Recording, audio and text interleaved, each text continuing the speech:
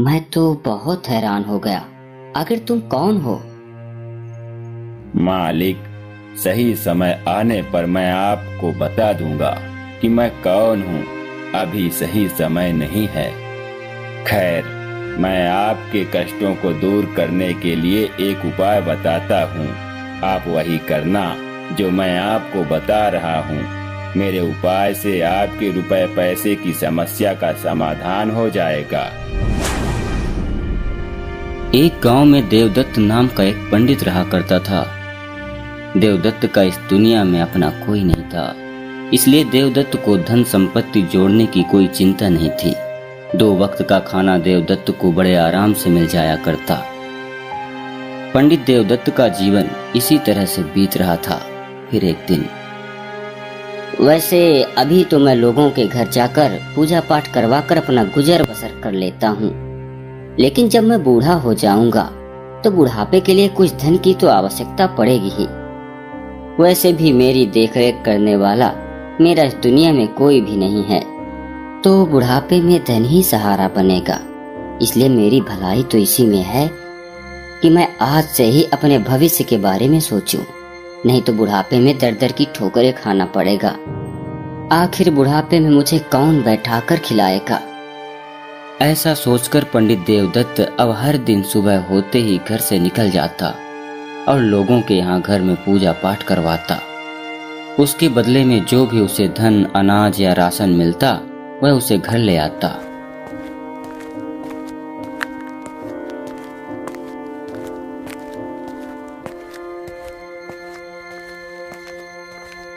आज तो ठीक ठाक ही अनाज और रुपए पैसे मिल गए हैं।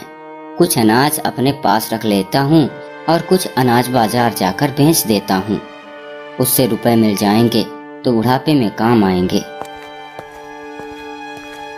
इस तरह से देवदत्त का जीवन चलने लगा। इसी तरह से बचत करते हुए देवदत्त के पास बहुत सारे रुपए हो गए। पंडित रोज यजमानों के यहाँ जाता, पूजा पाठ करवाता और दक्षिणा में जो भी रुपए पैसे अनाज मिलते वह अपने घर ले आता। जितना अनाज उपयोग में होता वह उतना रख लेता और बाकी का अनाज बाजार में बेच देता।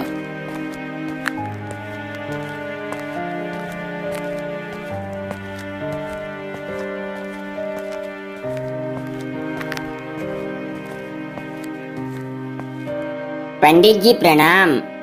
खुश रहो, खुश रहो। पंडित जी, पास के ही गांव के सेठ धनी राम ने मुझे आपके पास भेजा है। उन्होंने कहा है कि जाकर पंडित जी से कह देना कि सेठ धनी राम ने आपको याद किया है। अच्छा, क्या सेठ धनी राम को मुझसे कोई काम था? हाँ पंडित जी, उन्होंने एक नया मकान खरीदा है, उसी मकान में पूजा करवाना है। बहुत बढ़िया, बहुत बढ़िया। ठीक है, सेठ धनी राम से जाकर कह दो कि पंडित जी कल जरूर आएंगे। ठीक है पंडित जी, तो मैं चलता हूँ।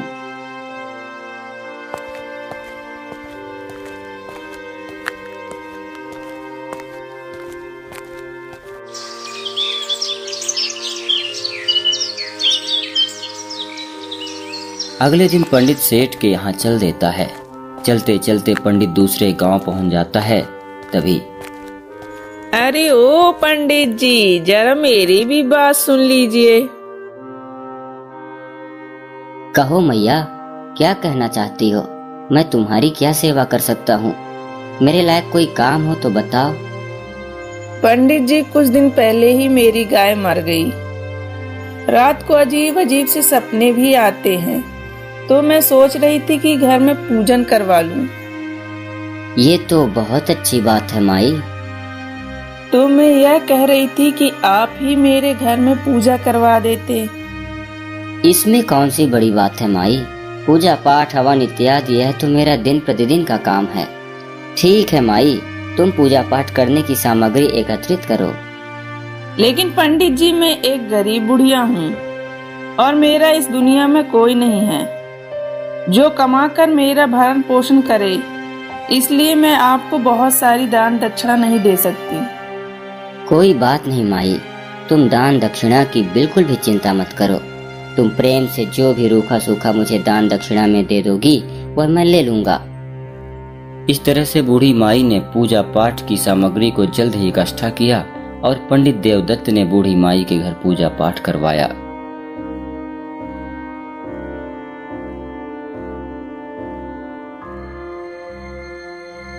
फिर कुछ समय बाद पूजा पाठ समाप्त हुआ तो पंडित देवदत्त ने कहा, अरे ओ माई, भगवान की पूजा तुम्हारे घर में विधि विधान से मैंने करवा दिया है।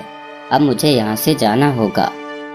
अभी मुझे पूजा पाठ करवाने इसी गांव के सेठ धनीराम के यहाँ जाना है, इसलिए मैं देर नहीं करना चाहता, क्योंकि मुझे घर भी जाना है तो लौटते समय रात भी हो सकती है। पंडित जी, मैं आपको कुछ दक्षिणा देना चाहती हूँ, इसलिए आप बाहर साथ में चलिए।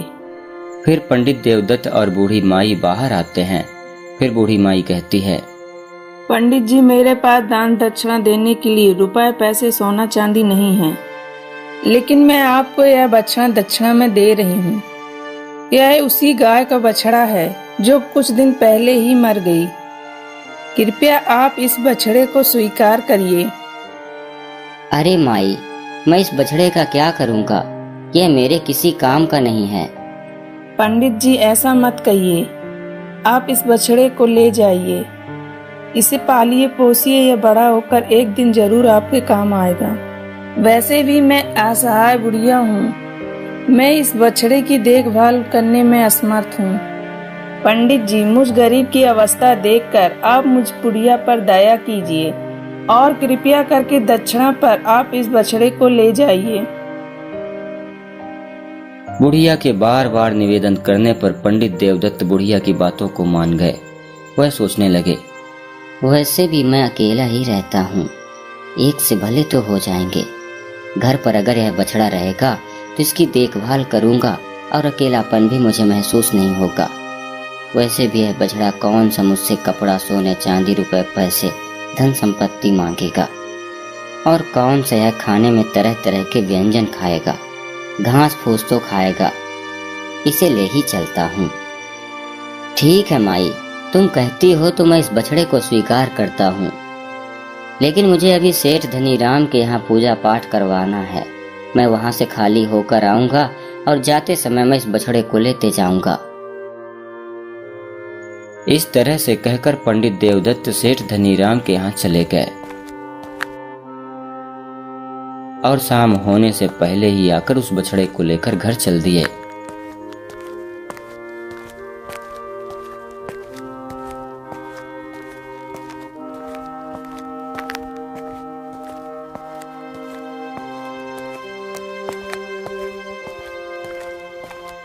पंडित देवदत्त अब उस बछड़े का पालन पोषण करने लगे। वह किसी यजमान के यहाँ जाने से पहले हर दिन बछड़े को चारा पानी देकर ही जाते थे।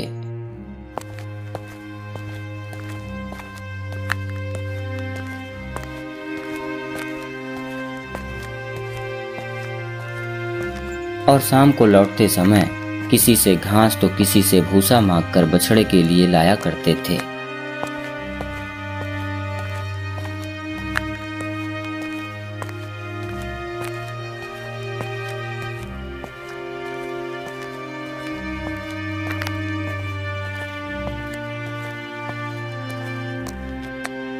वैसे भी गांव में घास और भूसे की कोई कमी नहीं थी। इसी तरह से पंडित देवदत्त के साथ उस बछड़े को भी खाने पीने की कोई दिक्कत नहीं थी। इसी तरह से समय बीतता गया और कुछ सालों बाद वह छोटा सा बछड़ा बड़ा सा बैल बन गया, और उसके जैसा ताकतवर और विशाल शरीर वाला बैल उस गांव में और अगल बगल के गांवों में भी नहीं था। जब गांव के लोग उस बैल को देखते तो आपस में बातें करते, अरे वाह वाह, मान गए भाई, पंडित जी के बैल जैसा तो आज तक मैंने कोई बैल नहीं देखा। हाँ, बात तो सही है, लेकिन पंडित जी ने बड़े प्यार से पाला है उस बैल को और उससे बहुत प्यार भी करते हैं। हाँ, बात तो सही है तुम्हारी, पंडित जी ने इसे अपने बेटे की तरह पाला है। इसी तरह से पंडित देवदत्त के बैल की खबर गांव के साहूकार को भी मिली।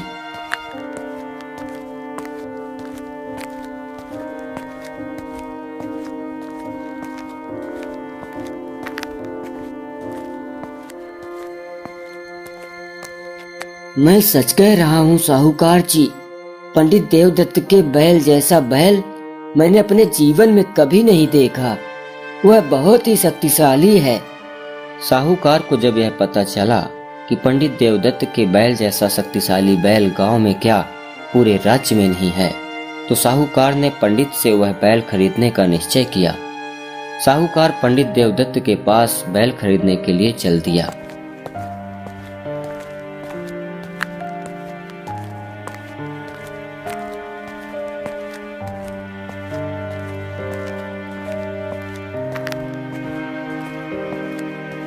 देवदत्त जी, मुझे आपका बैल चाहिए।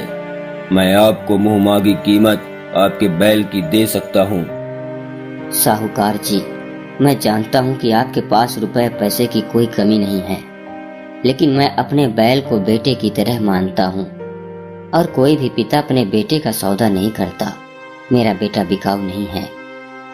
एक बार फिर से सोच लीजिए पंडित जी, घर आई लक्ष्मी को नजरअंदाज नहीं किया जाता। साहूकार जी, जहाँ प्रेम और अपनत्व हो वहाँ पर धन दौलत मायने नहीं रखती।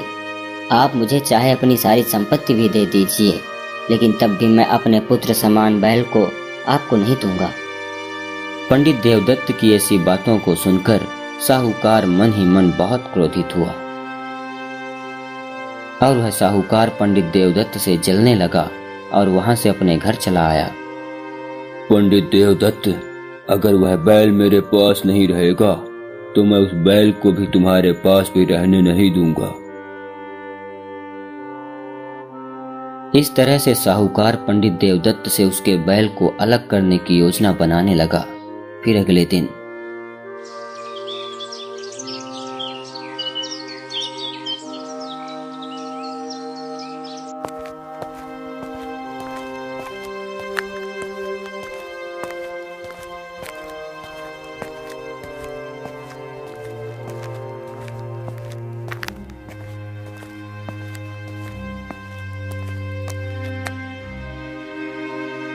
महाराज, आपके पास चाहे भले ही कितने भी गाय और बैल होंगे, लेकिन मेरे गांव में एक पंडित के यहाँ एक बैल है।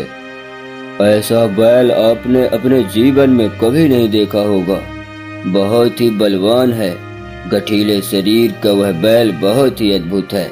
महाराज, अगर वह बैल आपकी गौशाला में आ जाए तो गौशाला की शोभा बढ़ जाएगी।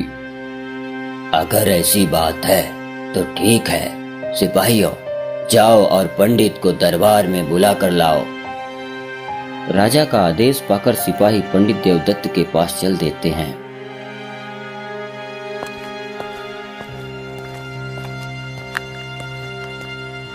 पंडित जी, महाराज ने आपको तुरंत ही बुलाया है, अतः जल्द ही आप हमारे साथ महाराज के पास चलो। आखिर महाराज को मुझसे क्या काम आन पड़ा? हो सकता है कि महाराज को पूजा पाठ कथा वार्ता करवाना हो। यह सोचकर पंडित देवदत्त सिपाहियों के साथ राजा के पास चले जाते हैं।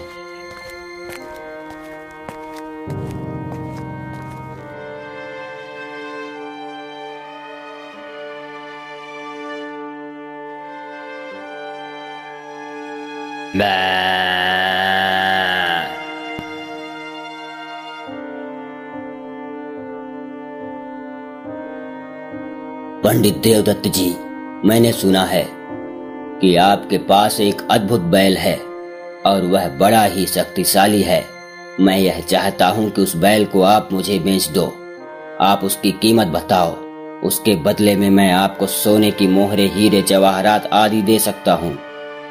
माफ करिएगा महाराज, लेकिन मैंने अपने बैल का पालन पोषण बेटे की तरह किया है और मैं उससे बहुत प्यार करता हूँ, इसलिए मैं किसी भी कीमत पर उसे नहीं बेच सकता। तुम शायद यह भूल रहे हो कि तुम इस राज्य के राजा के सामने खड़े हो और मुझे तुम इनकार कर रहे हो। ठीक है, तुम अपने बैल को मत बेचो। सिपाहियों, जाओ पंडित देवदत्त के बैल को लेकर आओ और पशुशाला में लाकर बांध दो।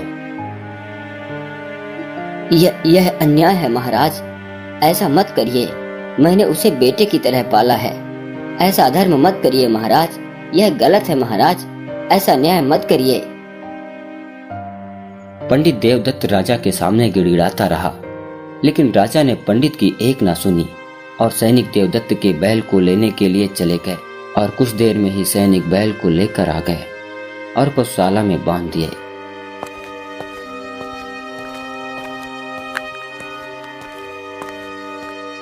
राजा बैल को देखने स्वयं ही पशुशाला में आया तो वह बैल को देखकर आश्चर्यचकित हो गया। वास्तव में ऐसा बैल मैंने अपने जीवन में कभी नहीं देखा।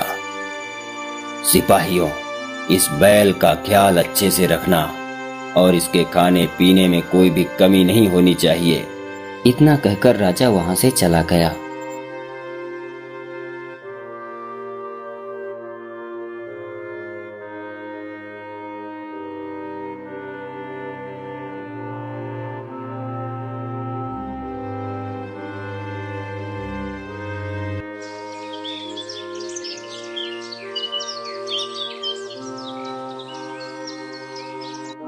अगले दिन सेवा कर्मियों ने बैल को हरी हरी घास दिया, लेकिन बैल ने कुछ नहीं खाया।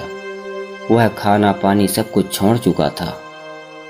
उधर देवदत्त भी अपने बैल को याद करके रोता था।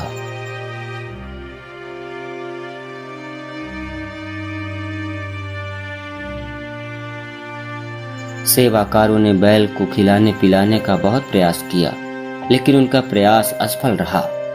यह बैल तो जब से आया है तब से कुछ भी नहीं खा पी रहा है। लगता है कि महाराज को बताना ही पड़ेगा, नहीं तो बहुत बड़ी समस्या खड़ी हो जाएगी। ऐसा सोचकर सेवाकार ने राजा से बताया। महाराज, हम लोगों ने बहुत कोशिश की, लेकिन वह बैल ना तो कुछ खा रहा है और ना ही कुछ पी रहा है। 4 दिन बीतने वाले हैं, लेकिन अभी तक उस बैल ने कुछ भी खाया पिया नहीं है। आखिर ऐसे कैसे हो सकता है? वह तो बैल एक पशु है और अपने मालिक से इतना प्यार कि मालिक की याद में उस बैल ने कुछ भी खाया पिया नहीं। सिपाहियों, मुझे ऐसा प्रतीत हो रहा है कि वह बैल भी अपने मालिक से बहुत प्रेम करता है, इसलिए वह खाना पीना छोड़ चुका है। जाओ और उस बैल को उसके मालिक के पास ले जाओ। राजा की आज्ञा पाकर सिपाही बैल को पंडित देवदत्त के पास ले गए।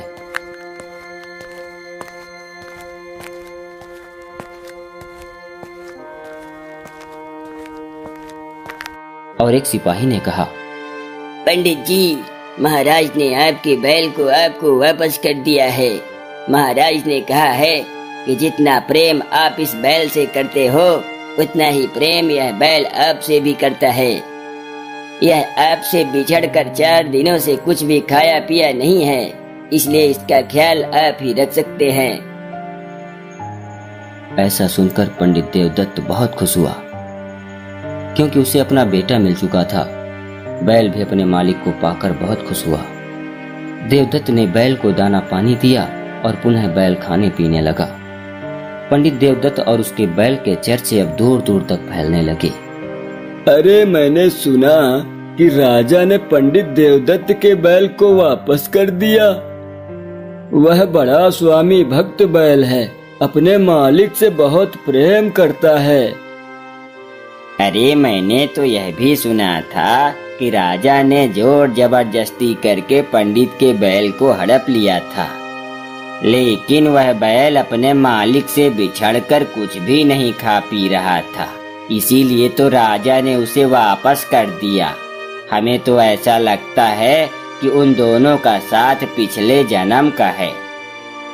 उधर साहूकार को जब यह पता चला कि उसकी योजना असफल हो गई है, उसको यह मालूम पड़ा कि राजा ने बैल को वापस पंडित को दे दिया है, तो वह मन ही मन देवदत्त से और भी ज्यादा जलने लगा। फिर समय बीता। कुछ समय बाद एक दिन देवदत्त बैल के पास बैठा हुआ था। तभी देवदत्त को अचानक ही एक आवाज सुनाई दी।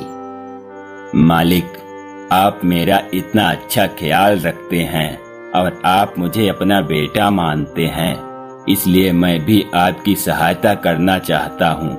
मैं आपके दुखों को, कष्टों को दूर करना चाहता हूँ। यह कैसी आवाज है और कहाँ से आ रही है? यहाँ तो मेरे अलावा और कोई इंसान नहीं है। हैरान ना हो मालिक, मैं कोई साधारण बैल नहीं हूँ। इसीलिए इंसानों की तरह मैं भी बोल सकता हूँ, लेकिन मेरी आवाज सिर्फ आपको ही बस सुनाई देगी। मैं तो बहुत हैरान हो गया। आखिर तुम कौन हो? मालिक, सही समय आने पर मैं आपको बता दूंगा कि मैं कौन हूँ। अभी सही समय नहीं है। खैर, मैं आपके कष्टों को दूर करने के लिए एक उपाय बताता हूँ। आप वही करना जो मैं आपको बता रहा हूँ। मेरे उपाय से आपके रुपए पैसे की समस्या का समाधान हो जाएगा। इस तरह से बैल ने उपाय पंडित देवदत्त को बताया।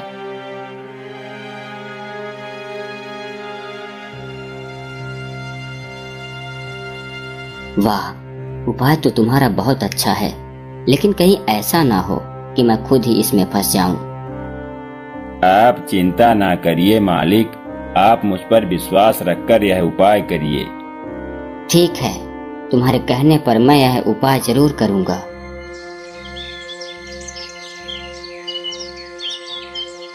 अगले दिन पंडित देवदत्त साहूकार के पास चल दिया।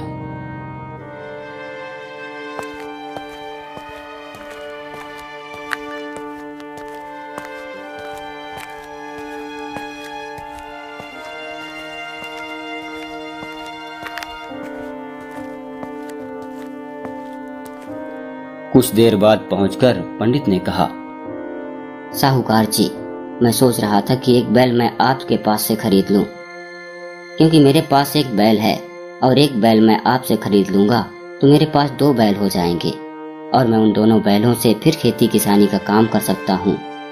ये तो बहुत अच्छी बात है। मेरे पास एक से बढ़कर एक बड़े ही शक्तिशाली बैल हैं।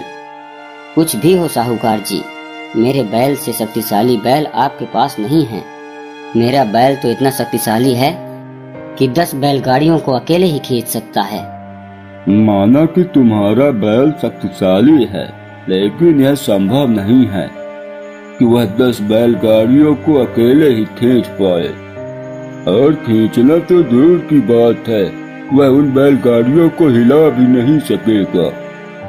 अरे देवदत्त, इतना अभिमान अच्छा नहीं होता। सेठ जी, अगर आपको विश्वास ना हो तो शर्त लगा लो। यह पंडित तो आज खुद ही लुटने के लिए तैयार है।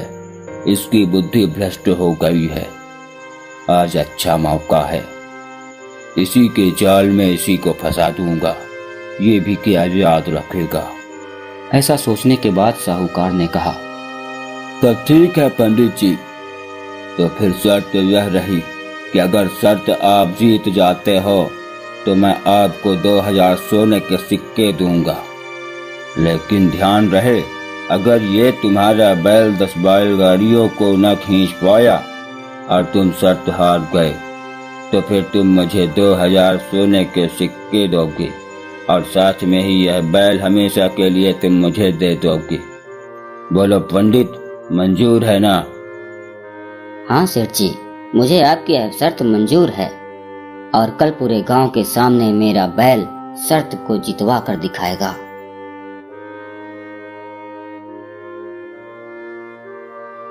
फिर अगले दिन सभी को यह शर्त वाली बात पता चल चुकी थी। गांव के लोग उपस्थित थे। 10 बैलगाड़ियों को आपस में एक दूसरे से जोड़ दिया गया और उन बैलगाड़ियों में पंडित देवदत्त के बैल को नाद दिया गया।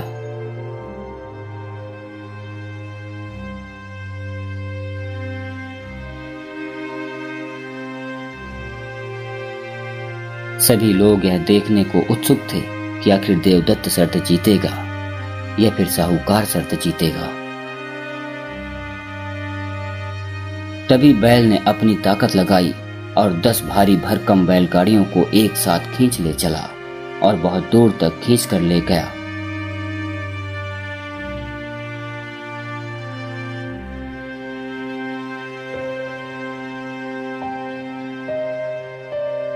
और पुनः उसी स्थान पर वापस लौट आया। यह देखकर लोग हैरान हो गए। वाह वाह, मान गए भाई, मान गए। वाह पंडित, गजब हो गया, आप तो गजब जीत हो गए। गया। साहूकार शर्त हार चुका था, इसीलिए दुखी होकर सभी के सामने 2000 सोने के सिक्कों से भरा एक थैला पंडित देवदत्त को दिया। देवदत्त शर्त जीत चुका था, लेकिन उधर साहूकार को पंडित के ऊपर बहुत गुस्सा आ रहा था।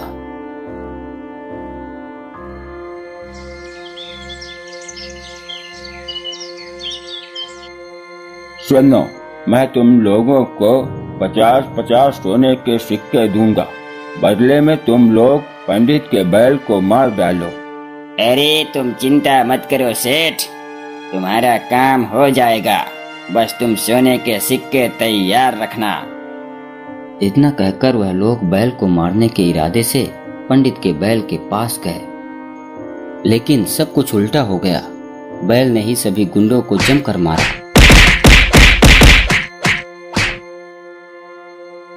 शोर सुनकर देवदत्त घर से बाहर निकला तो उसने देखा कि सभी लोग अधमरे से पड़े हुए हैं। पंडित समझ गया कि मेरे बैल ने सभी को अच्छा सबक सिखाया है। सभी बेहोश वहीं पर पड़े हुए थे। तब पंडित ने कहा, अब सच सच बताओ कि तुम कौन हो। दोस्तों, इस कहानी का भाग 2 देखने के लिए कमेंट करिए एवं वीडियो को ज्यादा से ज्यादा शेयर करिए और वीडियो को ज्यादा से ज्यादा लाइक करिए।